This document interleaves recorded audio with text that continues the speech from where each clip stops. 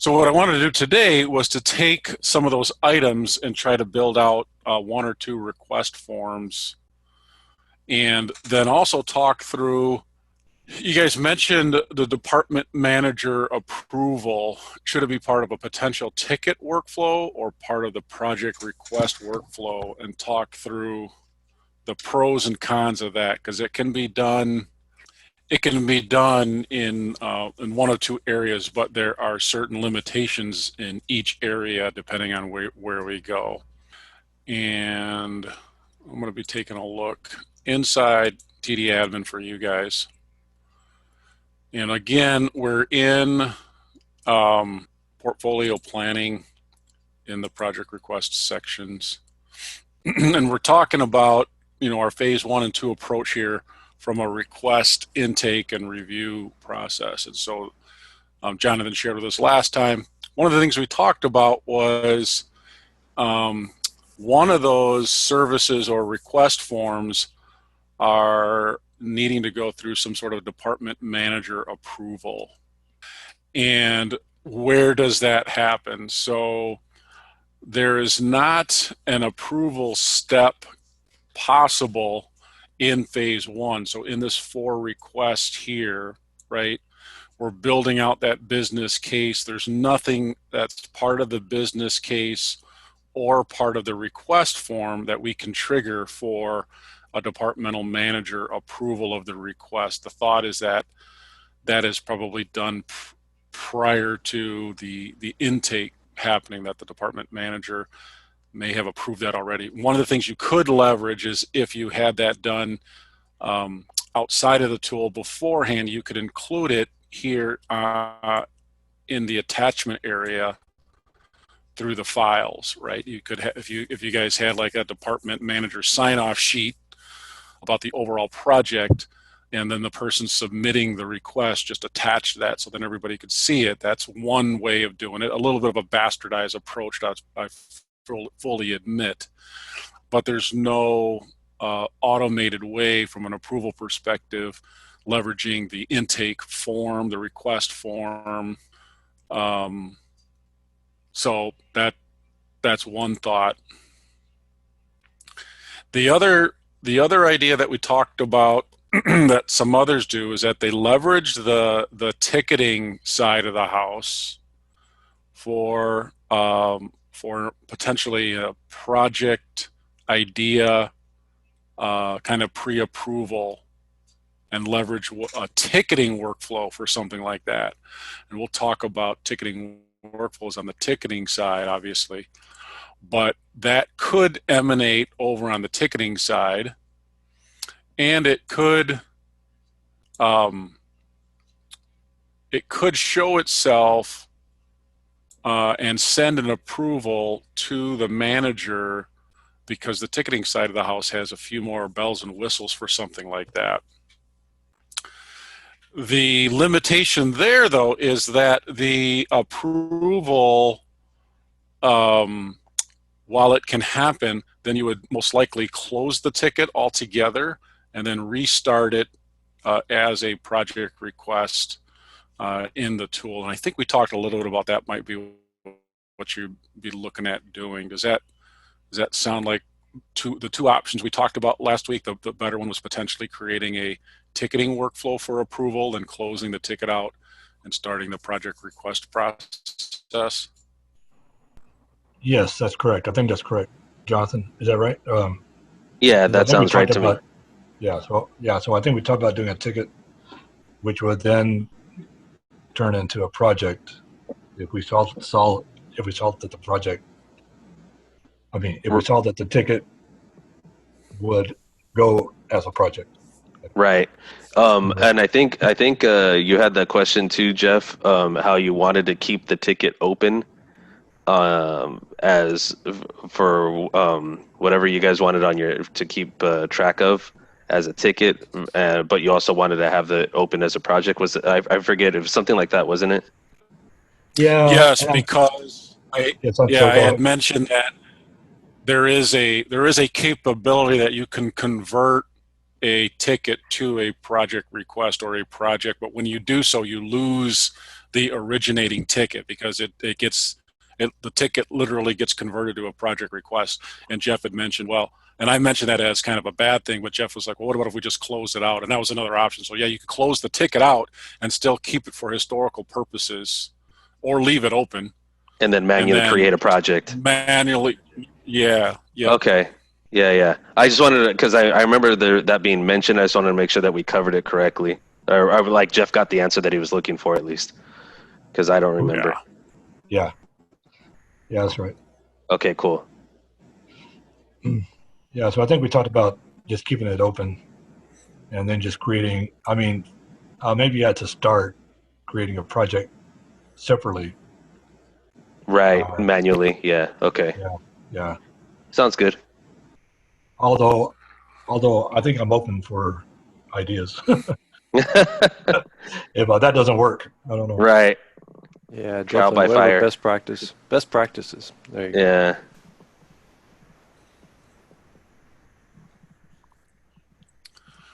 Well, I mean, true best practices are going to lean to, hopefully people internally know the difference between projects and tickets, but we often know that there's some gray area there. So now we go from best practice to typical practice. But there are certainly reasons on why people might start with a ticket, and one of them might be doing that under number one.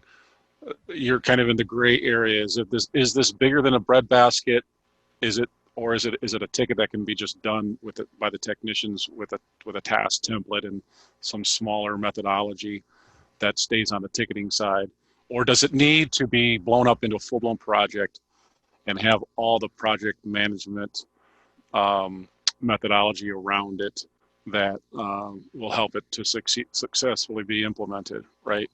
And so that's Exactly. sometimes just some internal decision making that we need to think through. So essentially what we would need to do is a couple of things. We would need to, I'm going to be inside your ticketing application to show you a couple of things here. Now, some things are going to look differently over here on the ticket side of the fence than on the project side. One of them is we would want to create a ticketing workflow. And this looks different than the project workflow.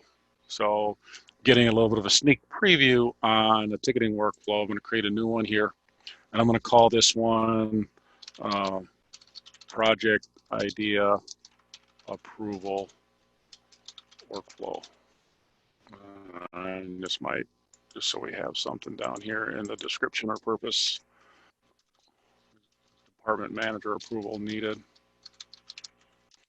I'm going to save this, and then this is going to open up the actual workflow creator designer, which again looks completely different than the project request workflow. It's got a lot of bells and whistles. So I'm going to view the builder here, and again, we'll go over this in more detail on the ticketing side too. We'll just try to keep it simple for today. But in a ticketing workflow, we have terminal ends of completed, approved, or rejected here. So as we are creating this, we want to move these over to give us some white space to work in. And then we want to do a couple of things. So we can set up stages, we can set up details in regards to this particular workflow. we probably, this is just the overarching workflow capabilities on here. On this particular workflow, we don't want to change the classification of the ticket. It's going to come in as a service request. Upon approval status, though, so at the very end on that green approval status, what do we want this ticket to say? Most likely in process, because you may not have converted it yet, so you don't want it to be resolved or closed. So I'm just going to change it to in process and rejection status. it might be canceled, might be the right status to have on that. I'm going to save that. And then I'm going to create a couple of steps. Probably keep this real simple. I've seen workflows that have, 3 or 4 steps all the way up to, 30, 40, 50 steps. So it can get very complex very quickly if you need it to. Chances are you probably only need, 2, maybe 3 steps here, and I'll just kind of mock this up the way that I think you guys have been talking to me about it. So this first one's going to be review or determine project versus ticket, right? And now you have multiple types of steps in here. We could do approval one, but we don't want to, I don't think we want to do that yet. We want somebody to look at this ticket first and then make sure that it is indeed a project or a ticket, right? And so this might be a task step, which gives us a chance to assign it to a specific person when it comes in, or to a role. Now, the resource here could also be a group. So this could be, for this particular workflow, this could be like you guys that know this process. And if we have any groups over here, they would show up here. We could create a group in a second. We haven't created any. For now, I'll assign it to, let's take a whole look of our whole list here. I'll assign it to, why are we not seeing Jeff in here? I'll go back to that. Okay. All right, I'll circle back to that in a second. I'll assign it to Jonathan for now. Wait for the task to be completed. You can put estimated hours or complete within if you need it. You can always see what a task, what the help button will tell you what this task can do, and what it'll pull you out of the tool and talk to you about the task step. Each of those different types of tasks will have a description on here in the help text. So I'm going to save this, and I'm going to X out of here. I'm going to go back to my workflow builder. Here's my first task. And then the second one, I'm going to create a second step. And I'm going to do department manager approval. And that is going to be an approval step. And I'm going to assign that to a role. And it is going to, there's a scroll bar over here, and it is going to allow me to select from roles rather than a specific person. This approver here is specific people or groups. The role is it the requester that can approve his or her own thing, the requester's manager, the creator's manager, responsible person, so on and so forth. I think what we're looking for is the department manager, and that's going to be the department manager on the account department that this ticket was submitted for, which means that in our accounts departments, we would need to make sure that manager role is defined. So let me save this for now, and then I'll go back. I want to check 2 things over in TD admin. If I leverage an approver role, I do need to have a fallback, which is typically a group. This is usually the IT group that can help. If for some reason the department manager field isn't populated, it needs a backup role. So this is usually like an IT help desk large group that can do that. I'll put Jonathan in here again, just so we have somebody. And then you have approval modes. So there's 3 different. There's any, all, and vote. So in a vote, you could select how many votes you need to approve, how many votes needed to eject, and are you allowing it to, this down here means it's approving or rejecting the entire workflow, which you probably don't want to select. But most of the time, you probably don't want the vote. You're either going to want any or all, most likely any, which means anybody in this field or this field can approve it. All means at least one person in this field or this field together need to approve it. So I'd say 90% of the time it's at any, maybe 5% it's at all, and 5% it's at a vote. And again, you have an approval help step information there if you want to read through that. I'm going to save this one, and we're going to see sometimes these steps kind of overlap each other, so we have to move things around. And what we're going to want to do is when Jonathan reviews this, or the group, somebody in that group reviews this and marks it complete, it would go to this step here. At this point, the manager, which at this point here, this manager only needs a client license, can approve this step or reject it. And so we would connect the approve over here and the reject over here. And then a couple of other buttons on here. We want to periodically save our draft in here, especially if we're working with multiple steps. If we're getting up to 10, 11, 12 steps, you want to save periodically. The other two buttons is to validate that none of our logic between our step rules are bad. So we don't have any errors or any warnings. Warnings are not going to stop the workflow from working. It's just telling you that your logic is a little bit wonky and you may want to correct it, but it'll still work. Errors will tell you that you cannot proceed because you have a miscommunication from one step to the other, and it usually tells you what error it is, or warning that it's referring to here. So we're looking good here. The other button up here is an arrange button, so you can imagine if you get 10, 12 steps in here, this can start to look like spaghetti.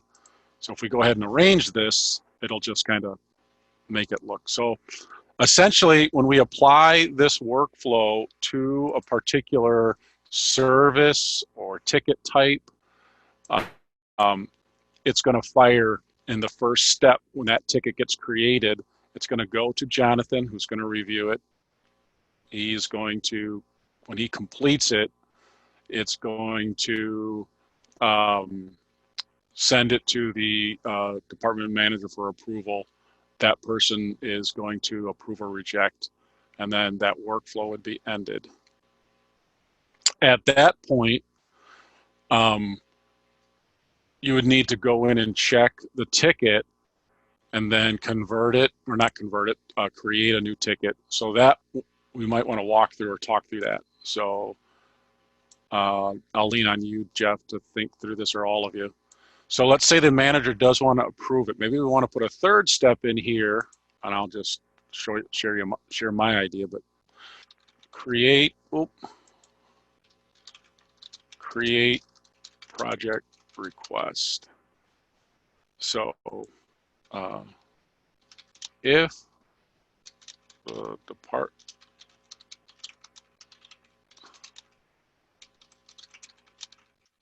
project idea, create a project request and close this ticket. So again, this is most likely a task. I would most likely assign it to either the PMO or Jeff. For some reason, we're not seeing Jeff in here. I'll give it to Jonathan again. And then I will save this. I will, all right. So now what we want to do is, if this department manager doesn't approve it, our reject is okay. But now this arrow here needs to be changed. So I want to delete that, and I want to connect that to there. The other thing we want to do from here is to mark it complete. The other thing we could do for this first step, let me just show you another option. And I could, what's the title on that first one? Might title it the same thing just to show you a different potential step type that you could use. In the type, we could do a choice step. And if it's determined that it's a project, again, I'm going to give this to Jonathan. This might be the better route to go. Again, just brainstorming here. So we'll do that and save. And let me X out of here. So now it's either one of these two that we're going to go with. I'll let you guys tell me which one you think would work better for you. So this, again, same thing. It would come into Jonathan, then he would review the information on the ticket. And then if he determines it's a project, he selects project, and selecting project sends it here. If it's a ticket, it could go to, it could go to potentially reject, approve or reject, and we can talk about that. So what do you think about that? Would you rather have it be a task, then you're marking the task completed, and that sends it over, or you're making a determination with a choice step? If you review the information on the ticket and select project, it goes here. If it's ticket, it goes over here. So in the ticket, is that there's a type to mark it as a project request kind of thing? So that way, I mean, not every ticket will come through here, right? I mean, correct. Yeah, this is the underpinning. What we still would have to create, much like we did on the project side, is a ticketing service with a ticket type, with a ticket time type. Okay. Yep. So everything we've done with that project service, we need to do here, so that in the client portal, there is a service or category there, and that's what I was going to talk about next. So that ticket we can type come back. Would then trigger this? Yeah. Yeah, the actual service plus the type. Right. Okay. Yep. That looks good. As I think I would go with the choice option. The choice seems like it documents better exactly what's happening. So each of these have a bunch of items on here. This is the settings gear, where I can delete that step. And I probably want to just do something like that. So then I just want to save it. Just want to double check the validation. Do have an error. Starting step for the workflow has not been specified or does not exist. Oh, because I took out the first step. Mark as start. That's what I need to do. With the blue highlight. Alrighty. So next, what we'd want to do is take a quick look at. I want to make sure I save this correctly. We don't lose it. I'm going to show you real quickly in my client portal.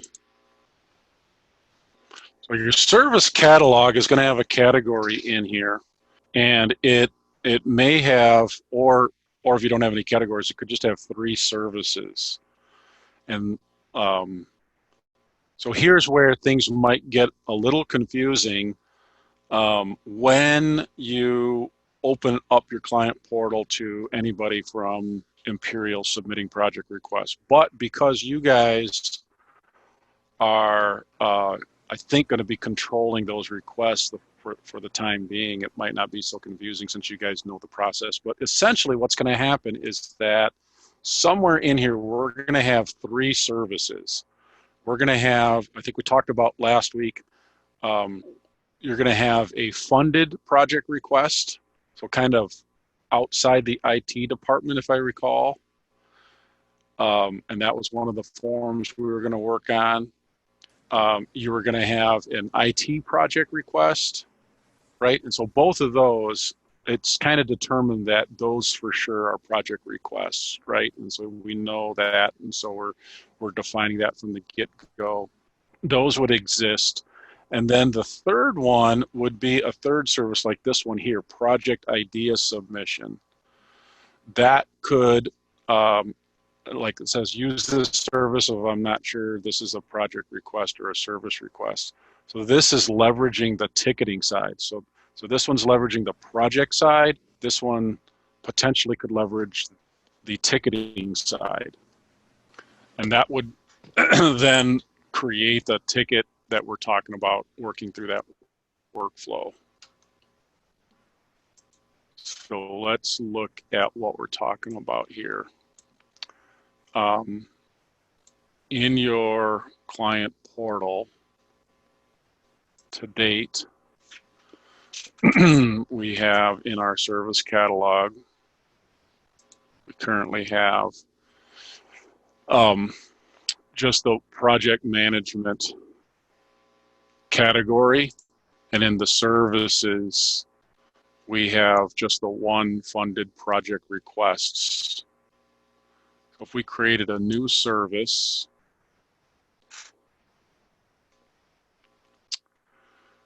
we could call this one, just for now, project idea. I'm going to title it service request so that we know that it's kicking off a ticket. We can still put it under this category, but where we differentiate it, the request application separates those out. This would make it fall into the project side of the house. We don't want it to. We want to create a ticket. So we want to leverage this ticket. But then we need a ticket type, and we haven't created, unless we did so earlier on. We didn't create any ticket types. So before I can do this, I need to create a ticket type. So I'm going to back out of here, and I am going to go into my ticketing application. I'm actually going to do, I'm going to create a time type, make sure that we have our time types in here. So we have, when we talked about time types before, we talked about jury duty as a potential one. That's kind of a one-off. The three ones that we want for sure are project time, ticket time, workspace time, and maybe vacation time or PTO. So I'll just do like vacation/PTO. We'll come back to that down the road. I'm just going to save that for now. But right now, actually, what I was looking for, to make sure you have a project time and a ticket time. Those are the key ones. And since we have the ticket time, we're good to go. So I'm going to back out of this. I'm going to go back into your ticket application, and I'm going to create that ticket type.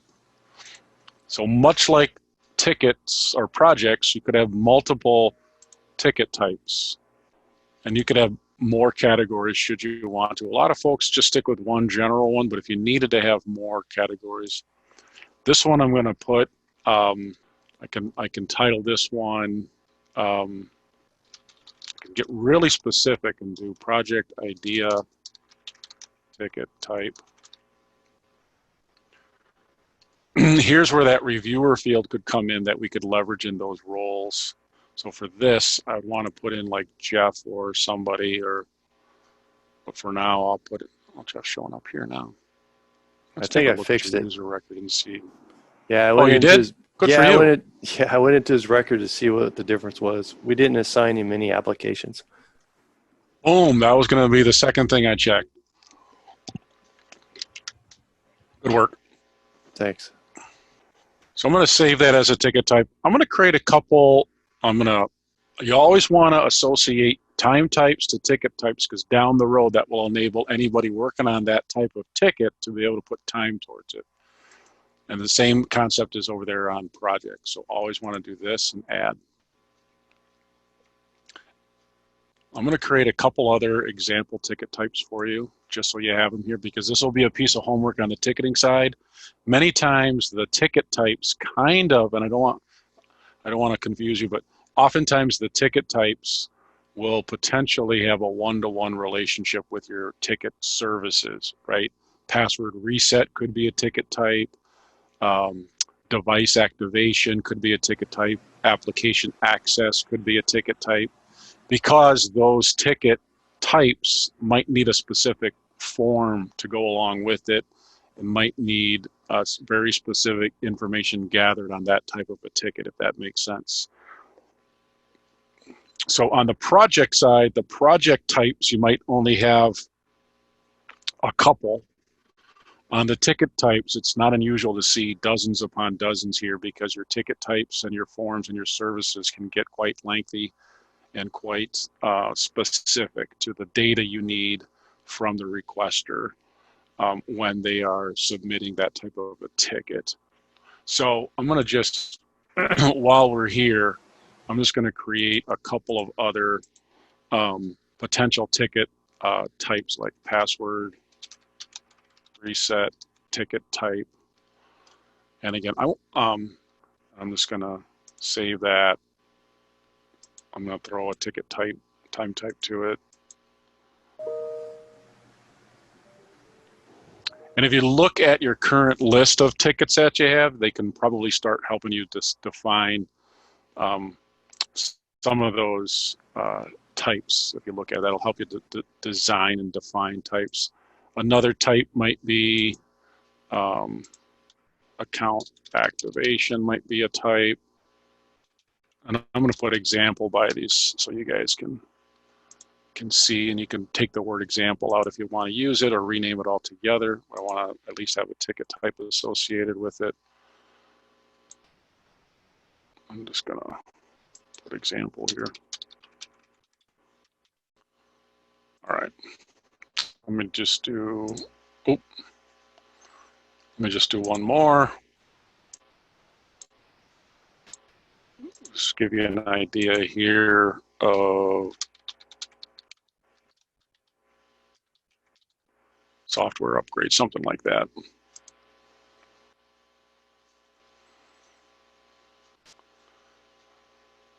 All right. So now we can circle back and create our service, because we have a type to choose from. So if I back out, go back to your client portal, then go to the service catalog, and then go to services. And then I'm going to create that new service, even though I'm putting it under, put it under the only category that we have here. I'm going to make Jeff the owner of this one. All the manager owner means is for this service, you're going to keep it up to date, edit things out as needed. On the ticketing side, we'll talk about you can leverage assets and have a maintenance window, so on and so forth. But for this, we're just looking at it as a ticket. Whenever you select the application type, like ticket or project, then it'll ask you for a type. So it'll only show me ticket types in here, it won't show project types. So I'm going to select my project idea ticket type. And this will just change the words on the request. So if I don't type anything in here, it will say request service. And if I change it, I'm going to change it to say submit a project idea. And I'm going to use the generic service request form, and I can edit that later and swap out the one that I need. I can notify the responsible resource if it's loaded on the request form. And if I were to activate that workflow, I can add it in here. I didn't activate it yet. I'll show you how to activate it. And you guys can change these words here. And I'll do.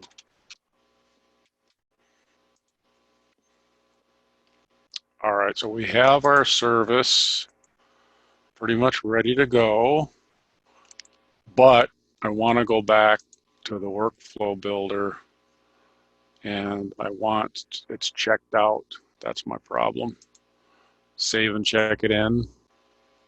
And I should be able to come back into here, edit, and then it should show up in my drop down, and I still haven't activated it fully. So let me check. Let me X out of there. Let me go back into my ticket application in TD admin, back down to my workflow. And it's in here and it is not active. I can see right here in this column, it's not active. So I want to come in here and I want to activate it right here. My green activate button, I can see it's inactive. So I could go back into that service we just created, or I could do it right here. And there it is. I'm going to add it to that service. So I'm sure you guys are memorizing all of this. Oh yeah. A lot of steps we're doing here. We're recording it all. But if I were to go back to the client portal, just to double check that I wasn't lying into the services and into the project idea service, we'll see that it is indeed part of this service. Here's the workflow. There it is. So I could either attach it to the service here or on the workflow itself, attach it to associated services. So I need a driver on your end. To go into your client portal, I'll stop sharing my screen and we're gonna see how this works. So I'm gonna stop sharing. Oh, let me go back. I wanna show you one other thing real quick before we do that. So if one of you wants to drive, if you can pull up TD Next, we'll be going into your client portal in just a second. I wanna go back into your accounts departments and show you that you guys currently have 5 accounts departments. Now remember, these are mandatory fields on any ticket or project request. And the manager would be that approval. The role that we're selecting as that workflow is the person in this field. So if the online services is selected as the account department, it would not go to anybody. It would actually go to the backup, the fallback approver role. Otherwise, if it's for any of these others, it would go to Jeff, James, or Jeff Cantwell, or Jeff Enns down here. The account department, just as a reminder, will auto-populate based on the requester should the account department be defaulted on the user record. So again, let's go back to users. Hey, Mark, so And this is on the ticketing side or on the project side or both? great question. Both, but slightly different on the project side. Okay. So, and I'll walk you through that. So on the ticketing side, if Alfonso was to submit a ticket, it's going to not default. There's nothing in here right now in his default account department.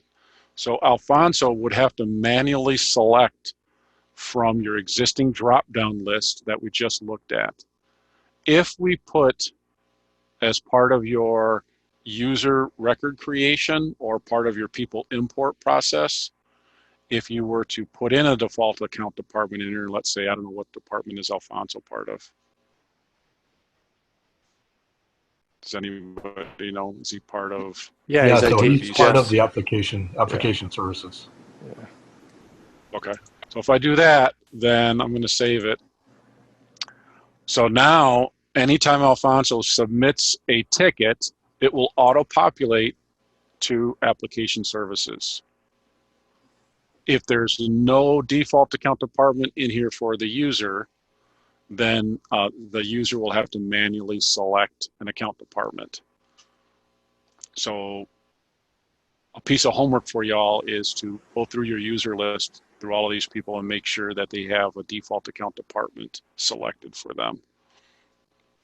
And then if and when we do a people import to get all of your client license users in down the road, that is the account department field as part of that people import process, but it is going to leverage, it won't create the account departments. Those have to already exist as part of this list here.